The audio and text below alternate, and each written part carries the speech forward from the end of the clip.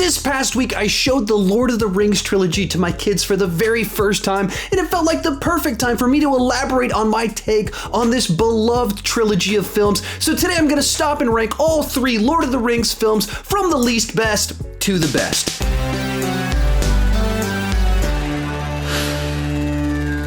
Hi, my name is Sean, and I love to talk about movies way too much. With that in mind, go ahead and join me down below in the comments section. Share your ranking of all three Lord of the Rings films, and if you want to throw in the animated films from 40 years ago, go ahead and do that. As we go into this, my list isn't the right list. It's just my list, and I would love to see yours. In general, sometimes people think that I don't like the Lord of the Rings films because I haven't included them in some of my best of lists or my favorite trilogies, and that's only to say that they're not some of my favorite movies of all time, but I've always enjoyed them and respect the craft that went into them. And finally, this video is brought to you by Audible. You can get a free audiobook of your choice, whether that's The Hobbit, one of the Lord of the Rings books, or anything else, by signing up for a free trial of audible.com at audibletrial.com/Sean Chandler. There's no catch. You just get a free audiobook by signing up for a free trial. The link is down below, audibletrial.com/Sean Chandler. And let's get started. In third place is The Two Towers. While this one is in last place on this ranking, it's still a very good movie and has a bunch of excellent elements inside of it. Right off the bat, we get Sam and Frodo kind of on their own little journey where they interact with Gollum, and you get one of those just classic both performances and important roles in the world of kind of motion capture in what they did with Gollum. As a character, he's just interesting as he's this perfect example of someone that has just given in to the desire, and it's totally corrupted them and turned them into this manipulative person that does not resemble who they previously were. And you feel sorry for them while at the same time being terrified of them at the same time. And of course, the special effects here, the performance from Andy Serkis were just absolutely groundbreaking. There was nothing like this performance in what they did prior to this film. They invented technologies, they moved cinema forward in the creation of Gollum here, of a character that was played by an actor, but you have a CG skin and makeup placed upon them. Absolutely groundbreaking stuff. Beyond that, the final battle here is just great on every single level, whether you're just talking about being a great, big, epic fantasy battle with a castle being sieged, walls being blown to pieces. You've got archery, you got swordplay, you've got massive battles, or just the way that it's able to continually build the tension inside of it, constant threats being added, walls being broken, the fear that comes with that. Our heroes get just enough hope. You have moments of heroism where they decide to ride out one final time in hopes that the cavalry will show up. And then, of course, you just have this victorious moment as the Gandalf shows up with this whole fleet to come in and save the day. I mean, it has everything that you want from a final battle, and it feels earned. It doesn't feel like they cheated. They laid the foundation earlier to know that there was hope if they could just hold out long enough, and it pays off so well. And then just in general, it just builds the mythology. The middle chapter in a trilogy is the one where you're supposed to add complexity. You're supposed to add new threats. It, of course, does that by just showing how dire the situation is for mankind. The threat is growing, and this is going to be a big, massive showdown. On the negative side, the reason I put this one in last place is kind of really two reasons. One of them, the Ent stuff, I just don't think really works on any level. It's the least interesting. I mean, when the trees are tearing down towers and stuff, that's fun to watch. But when you just have this running kind of thing of them talking slowly, carrying hobbits around in the trees, those are just always some of the more boring scenes. I think it's some of the weakest special effects in the film. And I've always said that. When I first saw this movie in the theater, I was like, ugh, I do not like the way that they visualized these talking trees. And then even just on the realm of the timeline of it, I don't know how it fits with the rest of the film, where you have days going by, mass amounts of time passing of people in different places in regards to all the other plot lines. And then you just have these scenes of hobbits being carried around by trees. I don't even know how the logic of that, like, were they literally being held up and just peeing their pants from up in the trees? I just didn't hold up all that well for me. And then likewise, I think it just inherently has the problem of being the middle chapter, to where the first one sets everything up, creates conflict and intrigue, and then the third part satisfies that, concludes that, gives the payoff for everything. So you see where it's going. And this one just feels like the bridge between those two. And so it's just not quite as compelling to me, even though you have great characters, great sequences. It's not a bad movie at all. But as for which one kind of draw out the most emotions, this one is the one that does it the least, because it just feels like that bridge story.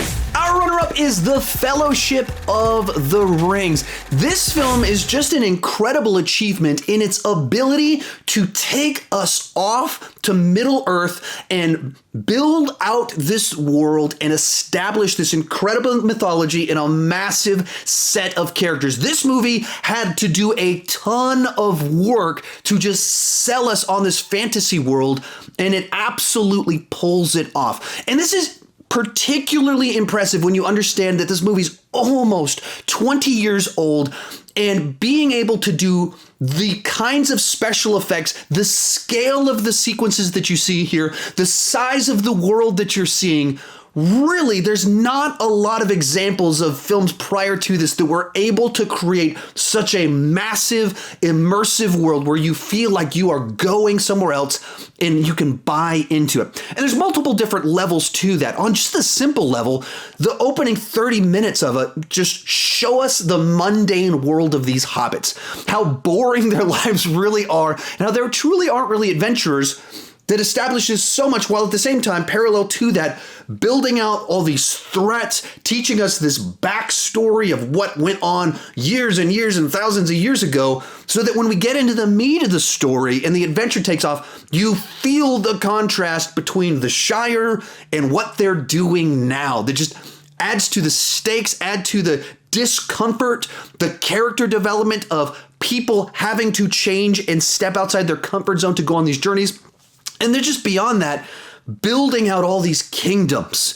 The fact that, they shot it, like, as much as it is CGI, so much of it is also just shot in real locations. And you see them on mountains with these big, just swooping shots, people riding on horses through actual fields, and you feel the size of Middle Earth. All of that is the fantastic world building that Peter Jackson put into this. A lot of it is also just the nature of the groundbreaking special effects, the forced perspective stuff, where they're able to make Elijah Wood look 3 feet shorter than people that he's only 6 inches shorter than.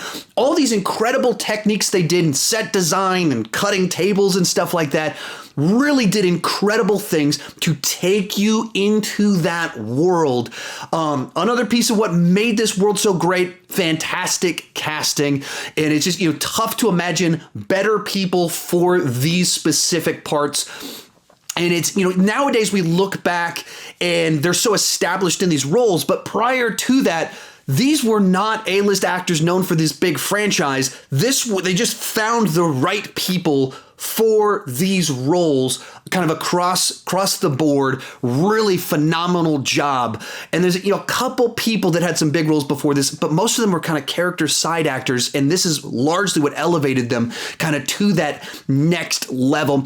And they gave them real character arcs, kind of going back to the source material that's just so rich in the human experience. It is tackling these ideas of temptation, redemption, and doing it in ways that feel like multi-dimensional characters. So Boromir is the person that fails the test that's put in front of him and is drawn in to try and take the ring, but the inner motivation for that is noble. He's not doing it just because he's a bad guy. He sees that as a tool to battle off evil in the world.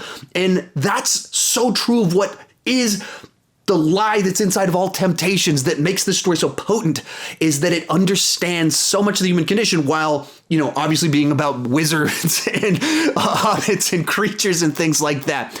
So when you put it all together, it's just a real incredible achievement. What holds this one back for me, though, is that this is the film where I feel that it was condensed the most. Because it has to build out the world, establish the characters, and tell a story, you can feel all the ways in which it's kind of rushing through plot points, trying to get to the next thing and condense this large book into a 3-hour movie.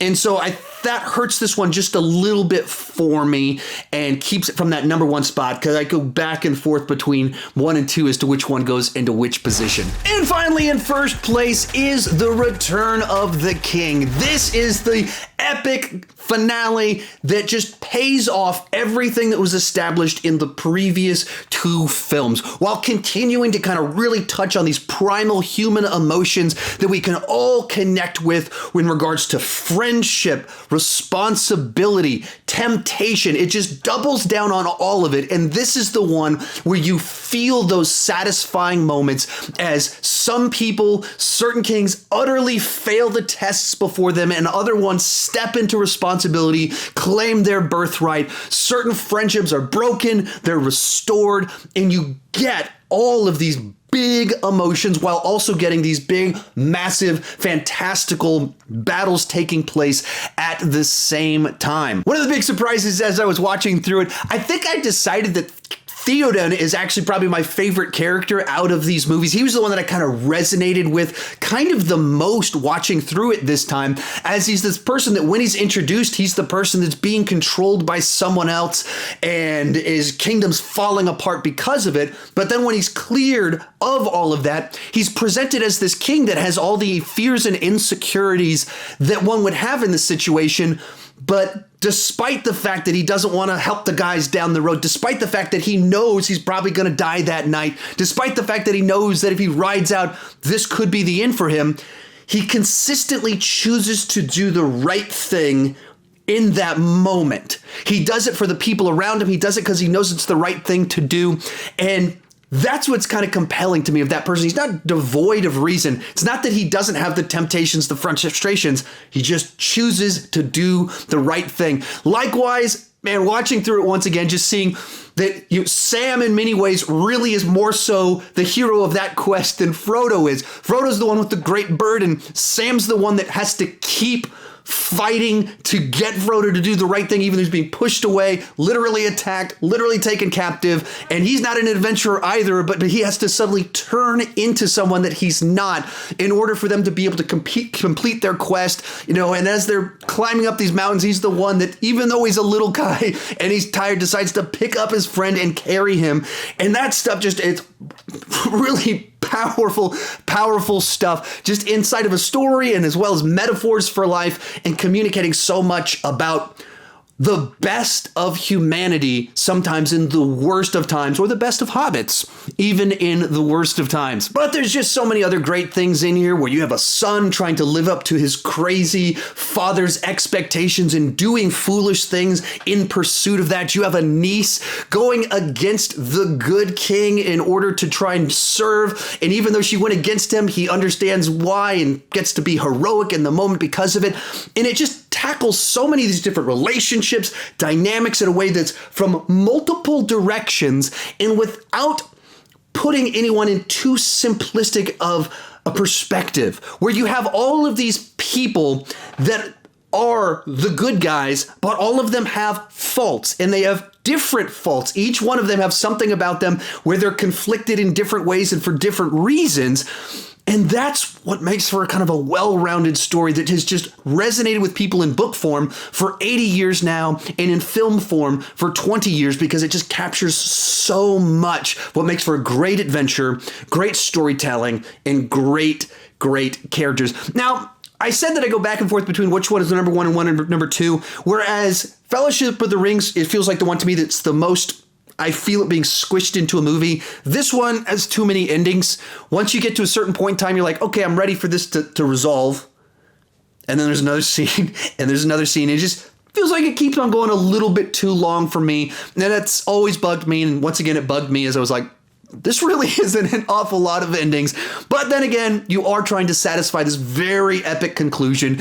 And so in certain ways, it's it's reasonable that it wants to have a very long, drawn out, satisfying conclusion for all of the many characters and plot lines that are in the film. But in general, while this might not want to be one of my personal favorites, it's not in all any sort of way that I like hate it, trashing it. I mostly only have positive things to say about these movies because they are incredibly well-crafted, well-made films that progressed cinema forward with dynamic, multi-leveled characters, and then it all pays off so well in Return of the King, so it comes in at number 1. Remember, you can get a free audiobook of your choice by signing up for a free trial of Audible at audibletrial.com/Sean Chandler. The link is down below in the description. I also ranked these movies with my son over on my second channel, so if you want to see how an 8-year-old ranks the Lord of the Rings trilogy, check that out right there. Thank you so much for watching, and keep talking movies too much.